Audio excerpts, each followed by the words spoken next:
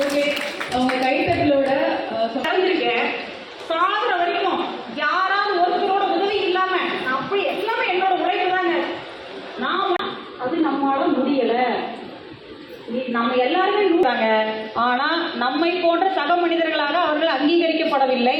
அவர்களுக்கான உரிமைகள் கிடைக்க வச்சிருக்காங்க. ஏற்கனவே அரசுமே செஞ்சிருக்காங்க.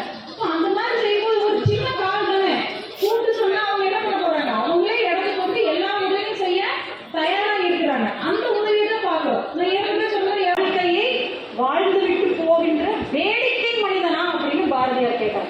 பாரதியார் அவங்க வீட்டுக்கு ஒண்ணுமே செய்யல. ஆனால் தான் பாரதியார் இந்த உலகம் இன்னைக்கு வரை ஞாபகம் வச்சுட்டு இருக்காரு. அவங்களுக்கு என்ன பண்ண செய்ய முடியுமோ அதை செய்ய அப்படின்னு அவங்களே கடவுளாக ஏற்றுக்கொள்ள மக்கள் சேவை மகேசன் சேவைன்னு அவர் சொன்னார். இந்த விஷயத்த தினம் நம்ம அப்பா இருந்திருப்பாரு, எனக்கு ஒரு சகோதரர் இருந்திருக்காரு. அவர் வேற எங்கேயும் இருந்து வரல. மேபி என் வீட்டுக்குள்ள என் அப்பா எனக்கு நல்லவரா இருக்கு. யாரோ ஒருத்தருக்கு ஆக்சிடென்ட் ஆச்சுன்னா அவங்க குடும்பமே பாதிக்கப்படும். நம்ம அப்படின்னு சொன்னா ஒரு குழந்தை வண்டி ஓட்டிட்டு வருது. இன்னைக்கு நீங்க மனசாட்சி தொட்டு சொல்லுங்க, உங்களுடைய தெருவுல நீங்க போற ஊர்ல சின்ன